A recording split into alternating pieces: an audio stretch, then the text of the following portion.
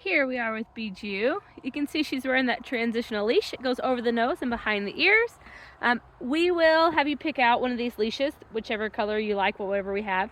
At pickup, it's included with the training. If you want extra leashes, or if you're interested in buying these leashes, not from us, they actually come from a company in Draper, Utah called K9 Lifeline. They're super awesome. They have tons of patterns and colors or whatever. So that is where we get these, but we'll give you one at pickup. Right now we're working on just controlling our impulses while on leash. We use the leash, it's considered contact pressure, and so we're just working on being calm, cool, and collected. This is one of the training tools I'll teach you is lifting up the weight of an apple to help Bijou go into that calm, cool, and collected position.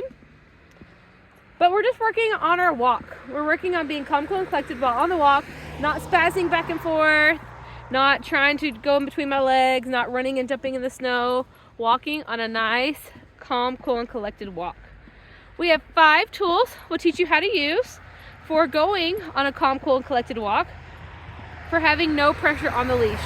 But before we talk about the tools, the most important part is that your shoulder is rolled back so that your hand is by your back pocket. So my hand's naturally just tucked behind me, not in front of me. This is really hard for people to get comfortable with, so I really want to talk about that body positioning for you.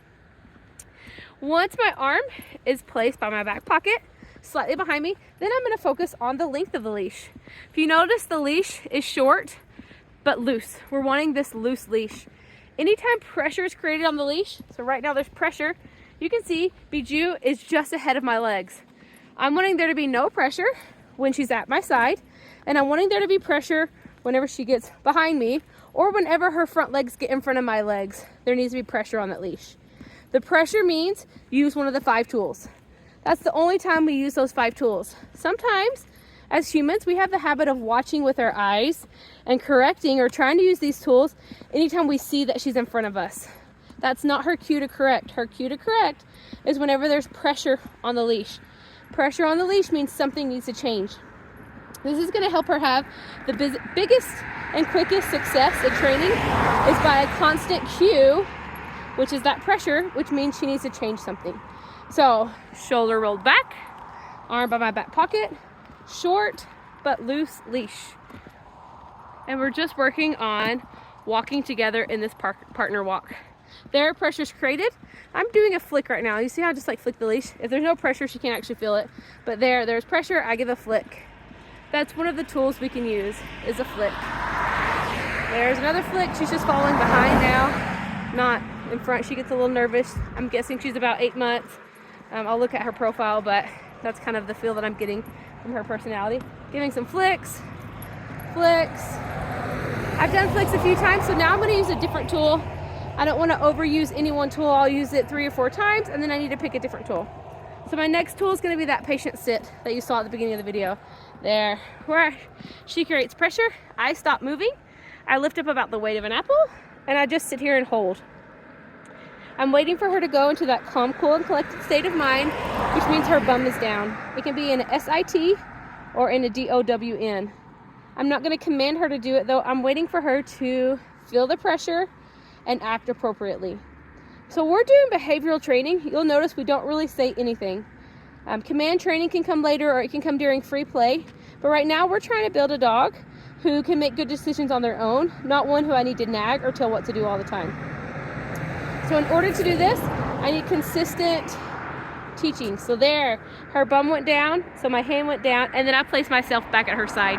You can see she turned around and faced back towards the kennel, which is fine. She's still figuring that out, but I'm going to keep myself placed at a heel. I'm giving her the feelings of how good does it feel to be at a heel. It feels so good. So she naturally is going to want to heel with me. And later I can give it a name if I want to give it a name and tell her heel. But that'll be months down the road whenever she's no longer acting impulsively, which takes training, and it also just takes maturing growth. This patient sit's important. One, it's one of the tools we're using to help her learn not to create pressure on the leash. It's also an important tool just to practice. It's important for her to learn how to be able to sit here while I'm eating dinner, while I'm checking my mail, while I'm talking to a neighbor, while I'm tying my shoe, whatever that is, without whining or jumping or scratching or pawing or barking. We just have to learn how to sit. In order to learn that technique, we have to practice it. So right now we have little to no distraction. We have some cars going past, or some bicycles, a couple dogs, but we're not like in the middle of Petco, right?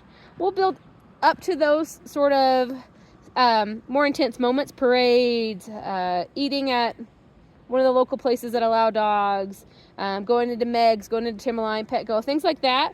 More excitable things. But right now we're just practicing with little to no distraction so she can learn how to just chill and sit here. And she's doing a really good job, actually. And then we're gonna start going for the walk again. Gonna give that little flick to get her to go with me. So we've learned 2 tools, the flick and that reset. Next time she creates pressure, we'll use another tool.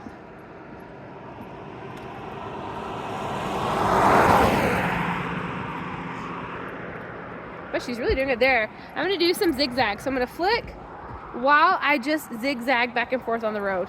Sometimes dogs create pressure because they know you're headed towards something that they want to get to.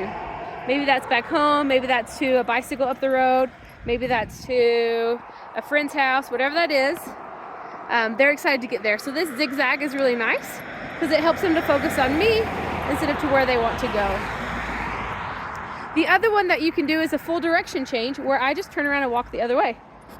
So maybe there's someone ahead of us she really wants to go see. And so I'm just gonna practice redirection where I turn around and walk the other way until she's calm, cool, and collected. Once she's calm, cool, and collected, then I'll turn back towards whatever it was she was pulling towards. So I never want to avoid it. I just want to be able to walk past it in a calm manner. So right now you can see she's like all up in my legs. As I'm doing these zigzags, she's trying to figure out how she can just keep walking a straight line and pull on me instead of following me, and that's okay. So I'm just giving little flicks and I'm just letting her walk in my legs because it's super uncomfortable, and she's gonna learn on her own that that's nowhere where she wants to be. Again, this is behavioral training. We're helping her figure it out on her own instead of telling her what to do, so then she naturally wants to choose these choices instead of being commanded all the time. So you can see she's like trying really hard to walk on my right hand side. There. Now, see how she figures that out on her own? Oh, she's trying to eat some snow now. Back in my heels. So with my younger dogs, it's pretty common that they walk like a drunken sailor the first day or even 2, as they figure out how to walk a straight line, how they figure out to follow me when I'm not walking a straight line, as they kind of figure things out. They're a little more impulsive, so they just kind of react quickly instead of thinking things through, which is why this training is awesome, because we're teaching them how to think it through. So we're just gonna keep practicing. I know I only gave you a few of the tools, but we're gonna keep practicing those few tools, and we'll introduce her to more as time goes on.